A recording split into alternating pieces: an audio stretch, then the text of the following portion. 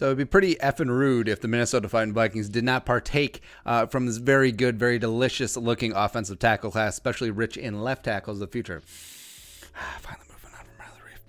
So here's our big board for the offensive tackles in this year's NFL draft class, specifically for the Vikings. Specifically. There you go. So again, this class is very top heavy. It's basically a big 6.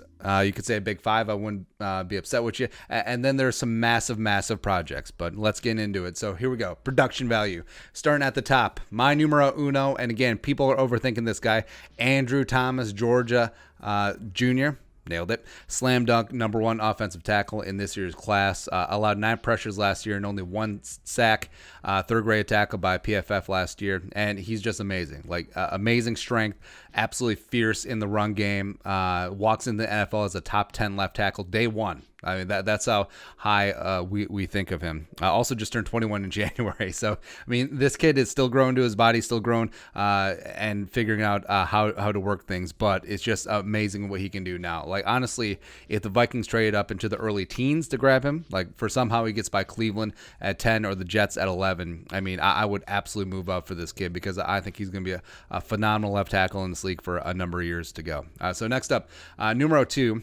Going in the Big Ten, Tristan friggin' WIRFS Jr. from Iowa. And, BECTON gets all the combine love, but Tristan WIRFS deserves some too. I mean, this kid is an absolute certified physical freak. Big Ten offensive lineman of the year. Just an earth mover, dancing bare feet. Just amazing what he can do. Now, could play a left tackle. Had a handful of snaps at left tackle last year for the Hawkeyes. But likely right tackle is going to be in his future. So now the question is, do you move O'Neal to left tackle? Certainly could do that. Play some left tackle at Pitt. But also a lot of moving parts here. So it's something that the Vikings will have to decide to do if they are fortunate enough to land WIRFS, where I would trade into the mid-teens to get him. Somehow, like we mentioned, if he gets past that gauntlet of Cleveland at 10 and the Jets at 11, if he starts falling a little bit more. In fact, if he gets to 14 in the Bucks and they don't go with Tristan WIRFS, if he's still on the board for some reason, slap Jason Licht right up in the face.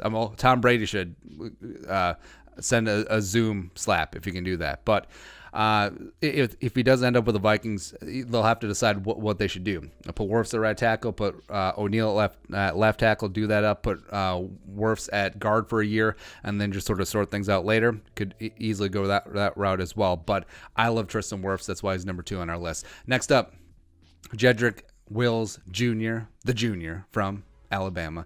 And if you're looking for just an insane explosiveness dude, phone booth fighter, that is JEDRICK Wills Jr., protector of Tua's blind side. People forget that. But also, he was on the left side because they had Jonah Williams there. Jonah Williams was also a rock star, who I think is going to have a phenomenal year with the Bengals this year, coming back from labrum surgery. But just a destroyer of worlds in the run game, especially in the big bad SEC West. He was able to just completely own fools on that right side. And also, I mean, could flip over to left tackle. I know that some draft nicks have been like, well, there's zero chance he could do that. Well, Nick Saban says he could. I mean, who would really know better than Nicky Boy himself? So Vikings, if they did pick him up, I mean, frankly, I would trade into the late teens to get him. Wills Jr. is still on the board after the Bucks pick at 14. I think it should be open season for the Vikings to move on up. And I would try him at left tackle first. I think he does have the skill set to be over on the left side, and also you wouldn't have as many moving parts. But if you wanted to start him off a year at guard, have Reef still at left tackle, I wouldn't be that upset if you did have eyes for Wills Jr. being the left tackle of the future. But I mean, just really, really solid potential with this kid. Next up, number 4. So this is the first real against the grain departure from, say, consensus big boards of tackle. But Josh Jones, senior coming out of Houston, he's a Cougar, 4-year starter there in Houston. Was PFF's number 2 graded tackle in 2019.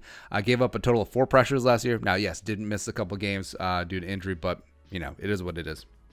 Just a great athlete who does need some technical tweaks, but also was born to play left tackle in the NFL. Has the length, has the size, has everything like that, and I would be over the moon if he gets to 22. It's certainly within the realm of possibility. And I think just because, like we said, the tackle class is so top heavy, even though it is rich with talent up at top, if the Vikings are able to land him at 22, I mean, they just should thank their lucky stars and be like, boom, snap, card is in, let's go. Or equivalent of the card with the Zoom. There you go. Number 5. So, again, a little bit against the grain, but again, going specifically for the Vikings, EZRA Cleveland, the redshirt junior out of Boise State. Now, Cleveland is polarizing because he'd be a piss poor pick for, say, a man or a gap scheme. Like, he would not be great in Baltimore, but he's perfect for what the Vikings want to do in this outside zone scheme. He is an uber athletic Brian O'Neill clone in the making, and every single pro and con that Brian O'Neill had coming in out of Pitt in 2018, you could say about Ezra Cleveland. But feet of a ballerina, very smooth, natural athlete, great hands that just magically finds the defender's breastplate, just magically, just get your mitts on him. It's amazing. Also great bend, adequate anchor.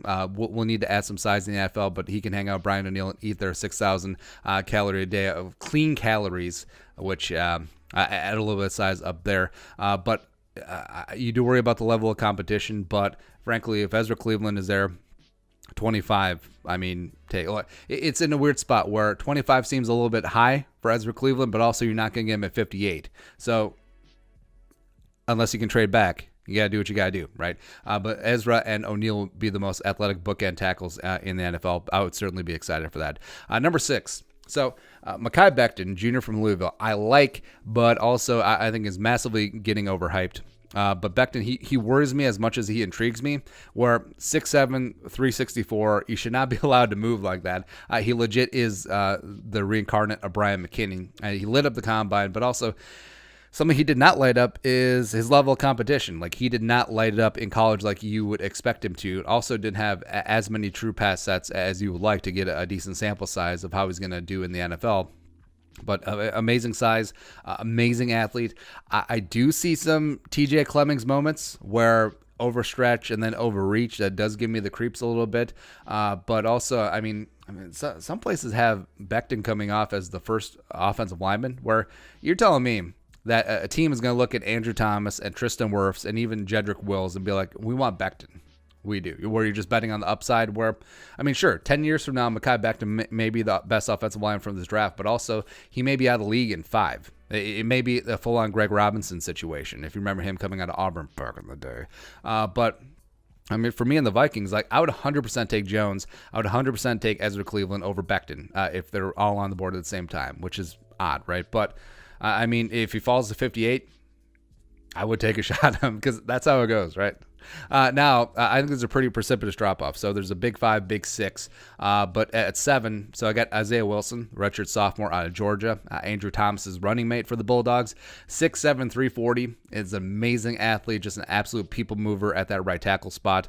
Would be a plus in the Vikings run-first offense. Also, since they're going to run a lot of play action, they're going to move the pocket quite a bit, do a lot of bootlegs. I think Isaiah Wilson will be a plus in that department. He is Phil Loadhole, too. Phil Loadhole to Electric Boogaloo, absolutely. And if he's there in 58, I mean, would it be an absolute insane dream for the Vikings to get Thomas and Wilson? But then do you kick Wilson in the guard? You kind of have to, because it's not like you're going to take Brian O'Neill off the field. Anyway, that's a stupid dream. But if he's there at 58, sure, all in. 8, Austin Jackson, the junior from USC. Dude is only 20 years old, which he's a guy who's still growing and developing into his body. But again, a big-time 5-star recruit to USC. Just a massive, raw project. Ideally, I mean, you would like to get him at 58, but he is going to have to sit a year. Like, the whole projections of him at 25, doesn't make me feel great, right? But does need to work on mechanics as well as adding size. And again, it's weird to say that a dude who's 322 pounds gets ragdolled, but you saw it against top-line competition. Sometimes Austin Jackson simply just did not step up to the plate, so that worries me moving up to the NFL. But, I mean, if he's there at 58, ideally if he's there at 89, I don't know. Last two. So number 9, Lucas Niang, senior from TCU. Again, TCU has so many NFL prospects that how did they not win more games? That's what I want to know. But anyways, Niang has the length and the quickness that you like. Getting to second level and absorbing would-be defenders is amazing. Would be a plus in the zone scheme. Is right tackle only. Could maybe kick him in to guard, but if he's there at 89-ish, I wouldn't have a problem with him. But I would have an issue if he's the first offensive lineman off the board. But say the Vikings magically get Andrew Thomas at the top, or they get Josh Jones or Ezra Cleveland up in the first round. Then they circle around to Niang. It's not bad. Yeah, that wouldn't be bad at all. And lastly, my guy, Prince TEGA WANOGHO, where you love the dude, you love the story, has the length, great hands, definitely needs refinement in the footwork. Borderline could be a liability in the zone scheme. That's why he's down on the list so low. But definitely a guy that you'd want to sit for a year or two, maybe 3, right? So it comes in at 105. Like, he's more of a project than Oli Udoh was. And Oli Udoh coming out of Elan versus WANOGHO coming out of Auburn, the big bad SEC West. I mean, it's tough to say, but I would go with Oli Udoh. I would. So this is a spot where, say the Vikings get into your offensive lineman like Nathani Moody or Cesar Ruiz or Jonah Jackson or someone that's going to be able to start right away in the second round at 58. And then you're able to circle around and get Prince at 105, maybe even 89 if you're feeling frisky, where he can just sit and marinate for a hot second. I think that's the only way that you would bring him into the system. And like, if WANOGHO is the first offensive lineman off the board for the Vikings, there's going to be some problems. You're going to have a bad time. And that's it. And that is our big board for offensive tackles for this year's draft, specifically for the Vikings. What are your thoughts on the board? I'm sure you guys will have thoughts, as you always do. But heart you guys. Thank you very much for coming along. Subscribe for daily Vikings takes. If you want to support the work, pull us up on the Venmo. Please give us a follow on social media as well. But until next time, Skull, production value.